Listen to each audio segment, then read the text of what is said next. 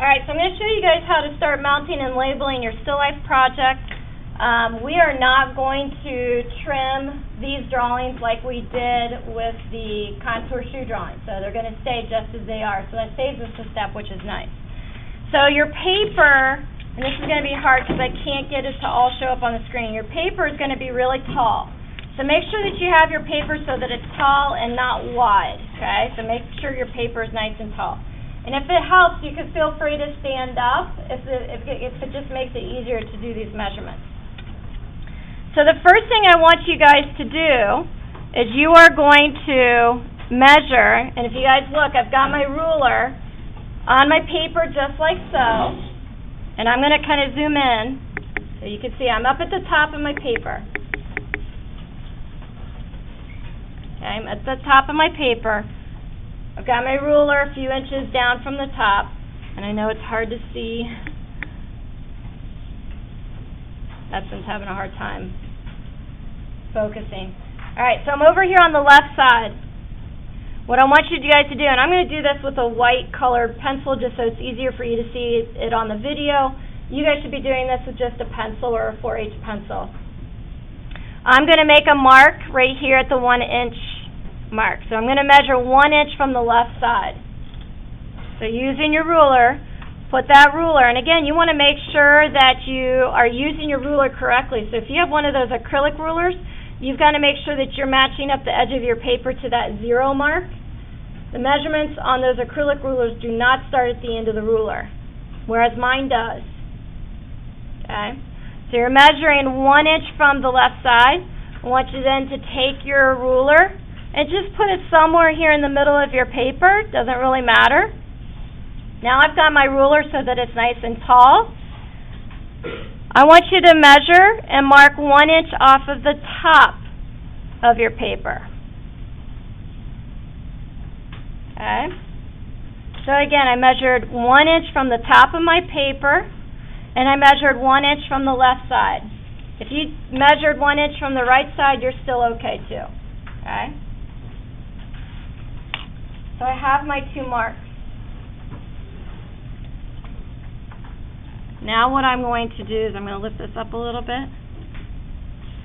Once you get those on there, you know now where your project's going to go. Okay?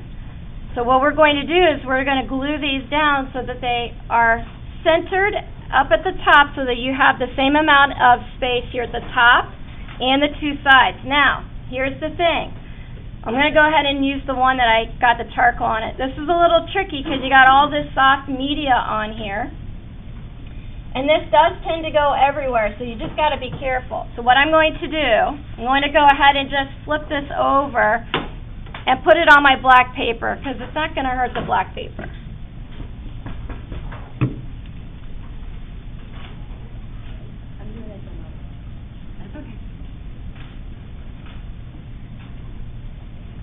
Alright, so what I'm going to do now is start putting my rubber cement into the corners of my project just like we did on the contour shoe. So you're going to take rubber cement, you want to take most of the glue off of that brush, and you're going to basically kind of frame out the corners.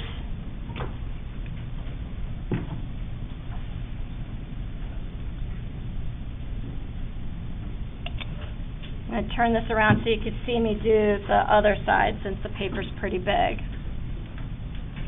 So again, I'm doing this to all 4 corners. The trick is not to have a ton of rubber cement. If you have too much rubber cement, it does make this a messy process.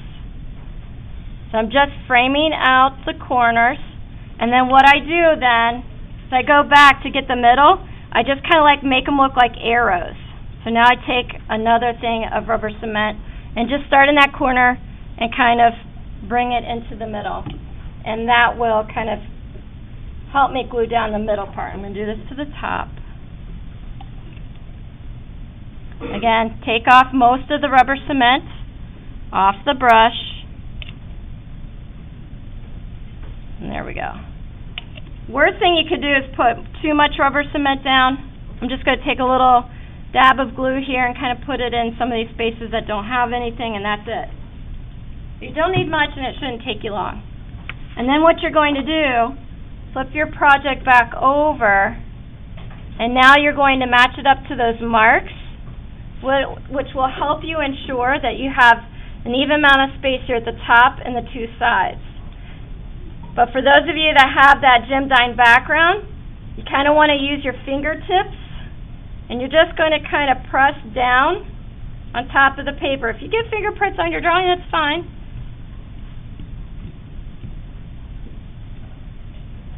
I'm just going to do that all throughout. And you should have, and I'll show you the bottom here, you should have a lot of extra paper on the bottom, okay? A lot of extra paper on the bottom. So I'm going to give you guys a few minutes to do that before I move on. Okay, so we're going to go ahead and I'm going to show you guys how to do the label, fill it out. But just before I do that, I want you guys to see, just, you know, make sure we're all on the right track. You have same amount of the black border up here at the top is the same size as on the sides, okay? Now if you guys look, I'm going to kind of scroll down, and you'll see that I have a lot of extra space down here at the bottom. We'll take care of that here in a minute. But right now, what I'm going to do is I'm going to show you how to fill out the label. I'm going to move this dot camera down, so that way it's easier for everybody to see. Alright, so you're going to be filling this out with the ultra fine Sharpie, so the thin Sharpie. Now remember, your labels need to be filled out nice and neat. You want to make this look professional. So what you're going to do, artist, that is you, your first and last name, and you want to make sure that you properly capitalize it, okay? So you can go ahead and fill that out.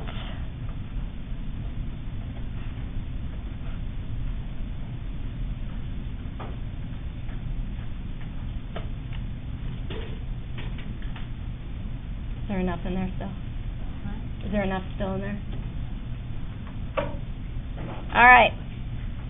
Media. Now, here's where the media might be different, okay? If you just did the tool and its cast shadow, you're just going to write down graphite pencil. But if you did the Jim Dine background, you're going to write down graphite and charcoal. So I'm going to show you, since I did the Jim Dine background, I'm going to write down graphite and charcoal. But again, if you are doing the cast shadow, you're just going to write graphite. I'm going to show you how this is spelled.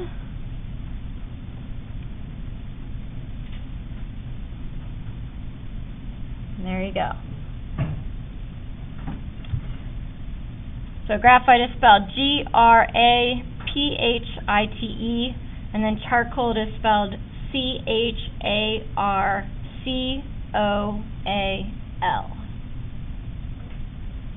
Title, I'm going to skip title because that's going to take some thought. Class, this one is an easy one. Again, make sure that you properly capitalize it. Class, name is Fine Art 1, and I'm going to use the Roman numeral 1 for 1. And then you want to write down your class period, okay? So if you're first period, you're going to write first period 1. Again, if you're second, write down second. If you're third, so on and so forth. So make sure you have the correct class period on there. I'm going to leave that blank since I do teach multiple classes. Now title, remember again, title has to be valid, which means that it has to connect to your project in some way. Does it have to have the word tool in it? No, it does not. But again, you're not going to, call this, and I always like to use cotton candy and bunny rabbits because it has nothing to do with cotton candy and bunny rabbits, okay? But again, and it doesn't have to have the word tool in it. It doesn't have to be super complicated either, too. It can be very straightforward. So, let's see here. I don't know what I'm going to write.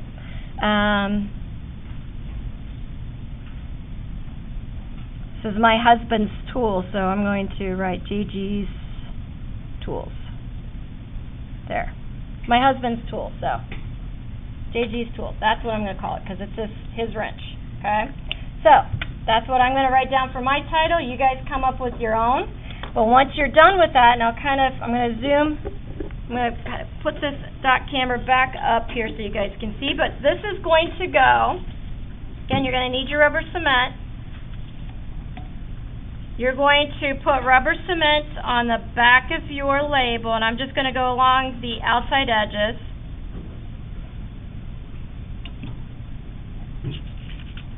And then you're going to glue this in the center, and you can just kind of eye it with just a little bit of space, not a whole huge amount, between the artwork and the label. And then what you're going to do is bring your project up to me, and I'm going to trim the bottom of it, because as you guys can see, I still have a lot of extra paper there, okay? So I'll zoom back in on that just so you can see the bottom.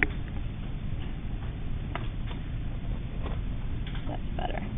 And see how I wrote that out, if you still need to see that. Alright? So again, your last step for this is just I'll meet you guys back there on the back table, and I'll trim the bottom for you. So that's the last step on just how to mount it. And then one last thing, you need to remember this, almost forgot. You guys are going to need to sign your artwork. Remember, you always sign nice and small, and you're going to sign with the media that you used on the project. So I'm going to, you can use a pencil or one of your drawing pencils. I'm just going to write my last name just right there, really nice and light and small in the bottom right-hand corner. But that's all you need to do to finish that up. And then tomorrow what we'll do is we'll fill out the evaluation sheets and officially turn it in. And then anybody who still has last-minute touch-ups they need to do can do that. All right, so that's it for today.